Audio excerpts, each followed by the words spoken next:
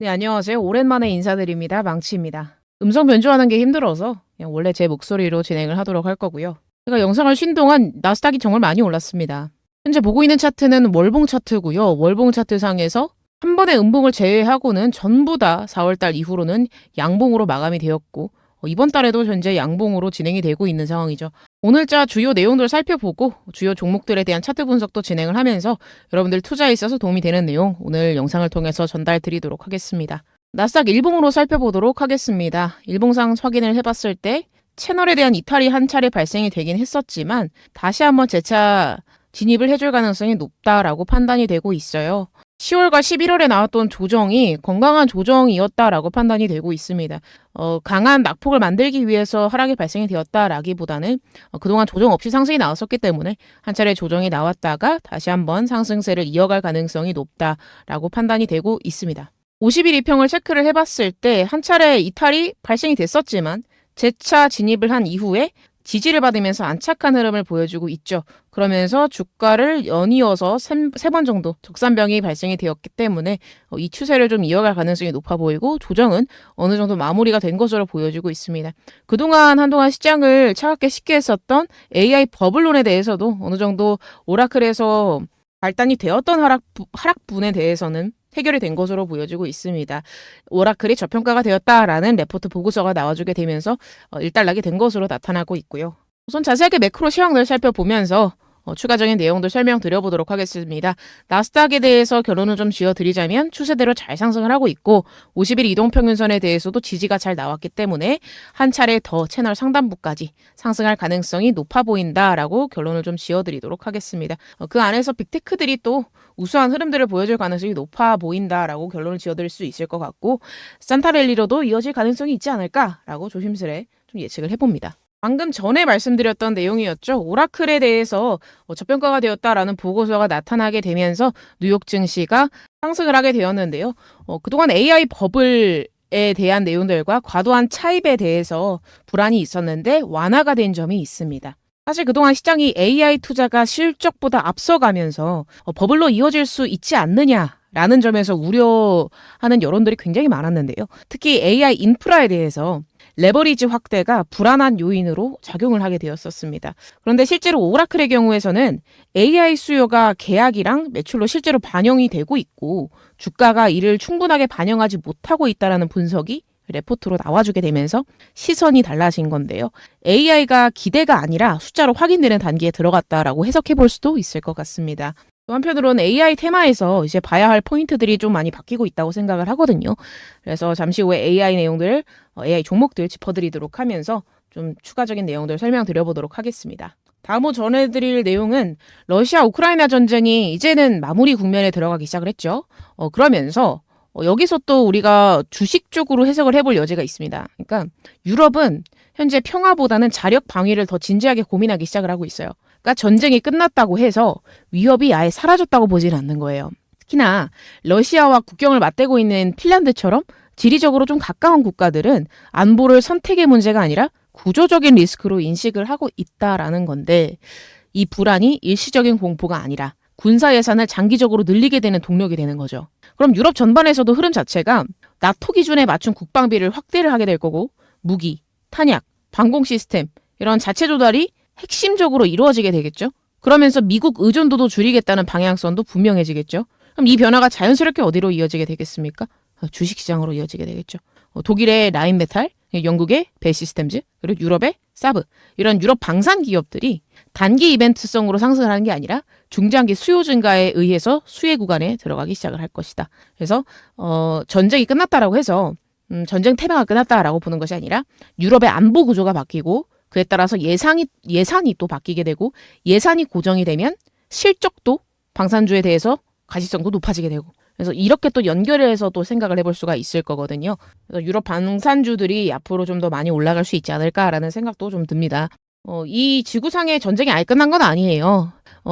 미국이 시리아 IS를 겨냥을 해서 대대적인 공습 작전을 펼치고 있는 상황이기 때문에 아직까지 이런 무기 관련된 미국 주식 같은 경우에서도 계속 상승을 할 가능성이 높지 않나라고 생각을 하고 있습니다. 물론 전쟁이 좋은 게 아닙니다. 하지만 지금 매크로를 읽어드리는 거로만 생각을 해주시면 좋을 것 같아요. 다음은 워너브라더스 인수 이야기에 대해서 할 거예요. 이 워너브라더스 인수에 대해서는 저는 단순한 M&A 뉴스가 아니라고 생각을 하고 있어요. 이걸 저는 어떻게 해석을 하고 있냐면 미디어 산업 전체가 더 이상 단독 생존이 어려운 구조로 들어갔다라는 신호로 파악을 하고 있습니다. 워너브라더스 해리포터 되게 유명하죠. 워너브라더스 디스커버리는 콘텐츠 자산 자체는 굉장히 강합니다. 굉장히 유명한 콘텐츠들이 많아요. 그런데 제작비 상승도 부담이 되고 스트리밍 경쟁도 좀 처지는 부분이 있고 부채 부담에 대해서도 현실적인 고려사항들이 많습니다. 그렇기 때문에 이 조합은 자연스럽게 어떻게 되겠습니까? 합쳐야 된다, 뭉쳐야 산다라는 선택지로 이어지게 되는 거고, 사실 지금 중요한 건 누가 사느냐보다 왜 지금 이 이야기가 반복되느냐가 중요하다고 생각을 해요.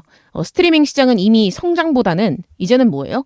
수익성의 국면으로 넘어갔어요. 이미 볼 사람들은 거의 다 대부분 OTT를 사용을 하고 있습니다.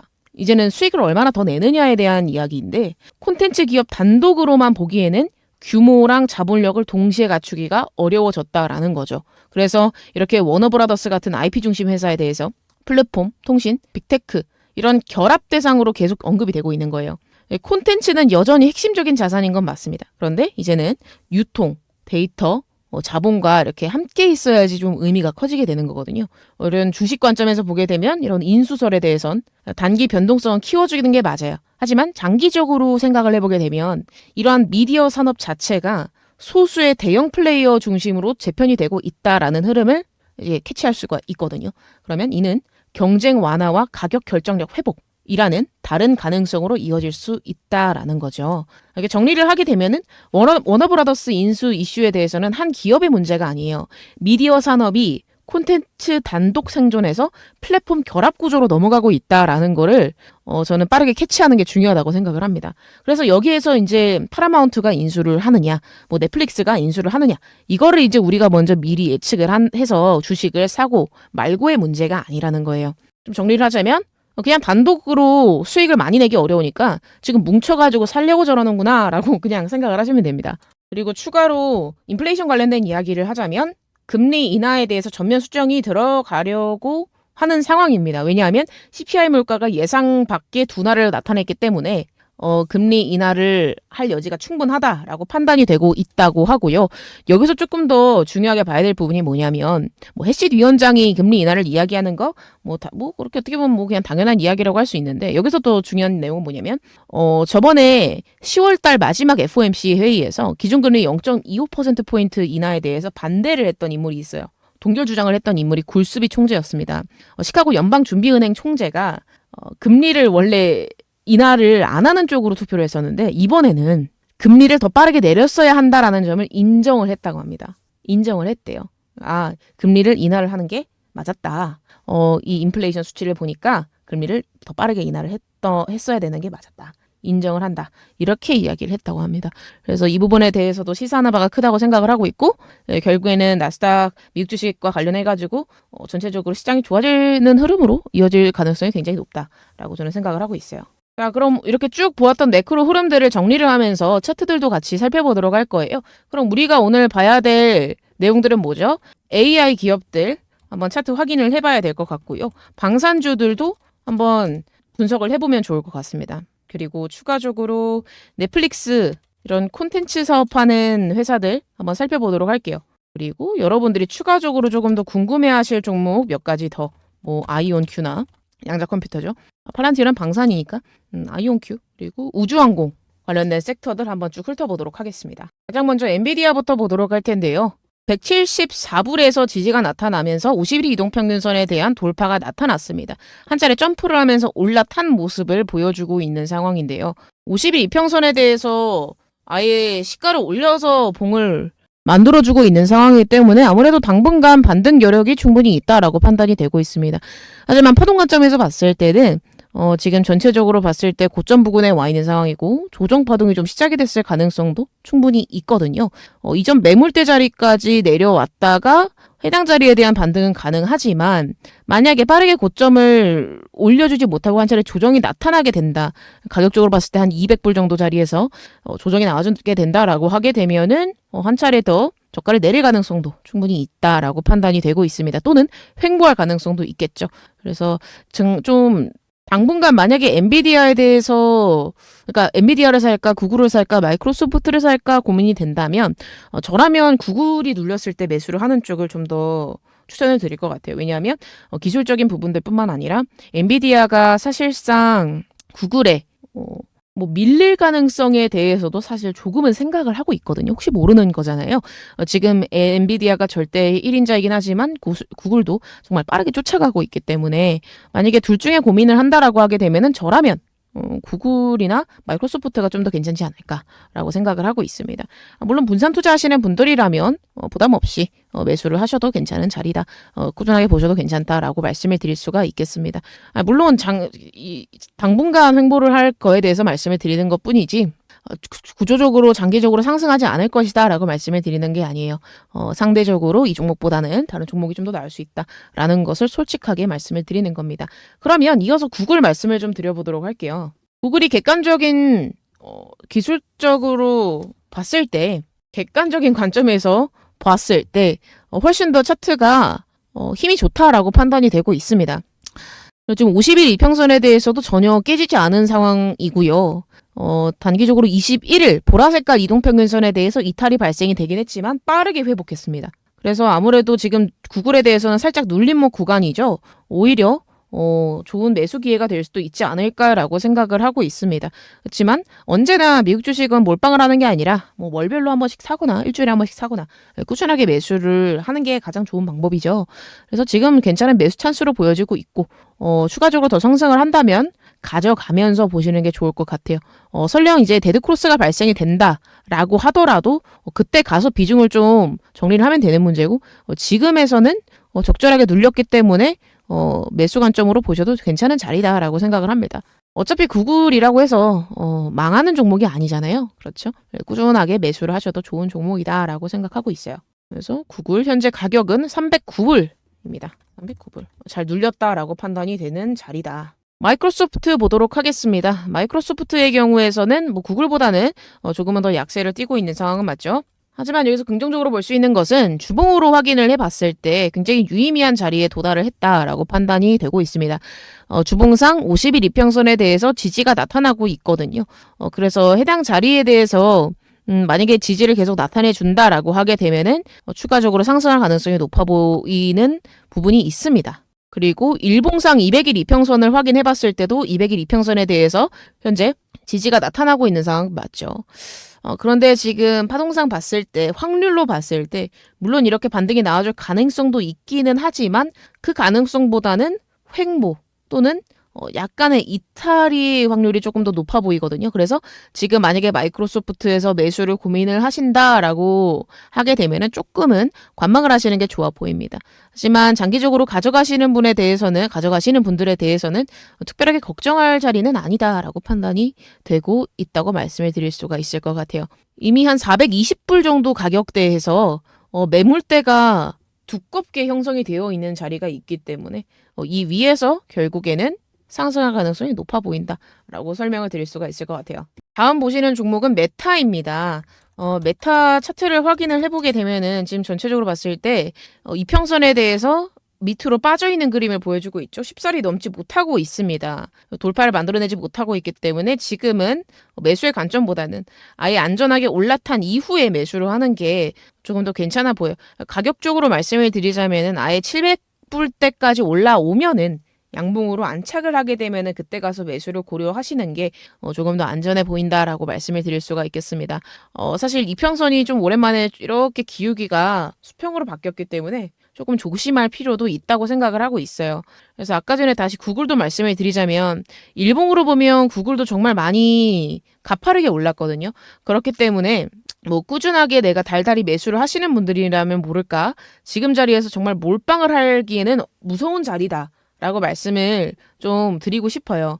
그래서 지금은 비중을 많이 넣는 자리가 아닙니다. 그러니까 이제 뭐 달달이 조금씩 또는 일주일에 한 번씩 매수하시는 분들은 매수를 하셔도 괜찮은 자리는 맞아요. 짧은 기간으로 봤을 때. 그런데 이제 긴 기간으로 봐서 정말 싼 자리냐라고 물으신다면 솔직하게 아닙니다. 솔직하게 진짜 싼 자리는 아니고요. 만약에 이제 이렇게 이평선과 이격이 좀 많이 벌어졌잖아요. 이렇게 일봉상 이평선과 이격이 많이 벌어졌기 때문에 이걸 나중에 줄이는 때가 또 오거든요. 그럼 이제 그 가격대가 한 200불대가 돼요. 그쵸? 그럼 이때 비중을 많이 늘리는 거예요. 200불 정도 오면은 비중을 좀 많이 늘리는 거고, 그 전에는 비중을 좀 조금씩만 이렇게 추세선에 닿을 때만 조금씩 매수를 들어가는 거예요. 비중을 많이 들어가는 자리가 아니고 비중을 많이 넣는 자리는 저 밑에 있다. 그래서 어차피 미국 주식은 꾸준하게 모아가는 거니까 비중을 조절을 하면서 가는 게 가장 좋습니다. 월급을 타면 미국 주식 살 돈을 좀 남겨놓고 이제 조금씩 사다가 좀 비중 확대로 확 들어가야 될 때는 또 확 들어가고, 그건 앞으로 제가 말씀을 드리도록 할 거니까 부담 없이 편안하게 미국 주식은 보셔도 됩니다. 네, 이어서 팔란티어 볼게요. 팔란티어도 현재 채널 안에서 굉장히 예쁘게 잘 상승이 나와주고 있고, 이평선 상단부에서 지속적으로 상승세를 보여주고 있는 상황입니다. 이번 연도에 정말 많이 올랐던 종목이죠. 그런데 이제 팔란티어도 앞으로도 좋은 흐름들이 계속 나와주긴 할 겁니다. 4시간 봉으로 볼게요. 팔란티어에 대해서는 만약에 매수를 고려하신다라고 하게 되면 지금 매수를 하시는 것보다는, 그러니까 예를 들어서 비중을 조금 넣을 자리를 찾고 있다라고 하게 되면 180불대 정도까지는 조금 기다리시는 게 낫다고 생각이 들어요. 180불대까지는 좀 기다리시는 게, 뭐 안 오면 안 오는 거고요. 180불대까지 좀 기다렸다가 매수를 하는 게 조금 더 안전하지 않을까라고 좀 생각을 합니다. 180불 정도. 근데 이제 이런 게 있어요. 아까 전 구글 말씀드릴 때도 말씀을 드리긴 했지만 어차피 미국 주식은 꾸준하게 사는 거고, 지금 제가 말씀드리는 가격대랑 좀 장기적으로 좋은 가격대랑은 또 다르긴 합니다. 그런데 구글이랑 팔란티어랑 또 다른 점은 뭐냐면, 구글은 이격이 엄청나게 많이 벌어져 있었잖아요. 이평선이랑 거리가 멀었잖아요. 그런데 이 팔란티어는 거리가 별로 안 멀어요. 굉장히 가깝게 좋은 수준에서 움직이고 있습니다. 그래서 한 180불 정도? 4시간 봉상에서 이평선 정도까지 도달해주게 되면은 좋은 매수 가격대가 될 수 있을 것이다 라고 좀 생각을 하고 있습니다. 그런데 해당 가격대가 오지 않을 수도 있어요. 그래서 만약에 그 가격대가 오지 않으면 채널이 아무래도 나중에 형성이 될 거거든요. 어떤 채널을 말씀을 드리는 거냐면, 팔란티어는 이렇게 상승을 하다 보면 이렇게 채널을 하나씩 만들어요. 그래서 여기서도 이렇게 채널을 만들 가능성이 높아요. 그럼 채널 하단부에 오는 걸 기다렸다가 매수를 담아보는 것도 괜찮거든요. 그러면 채널을 형성을 했다라는 것이 판단이 되면 그때 가서 또 매수할 수 있는 가격대를 한번 설명을 드려보도록 하겠습니다. 다음은 로켓랩입니다. 로켓랩도 우수한 상승세를 보여주고 있는 종목 중에 하나이죠. 사실 가장 좋은 거는 중장기적으로 봤을 때 일봉상 200일 이평선에 닿을 때마다 매수하는 게 가장 좋아요.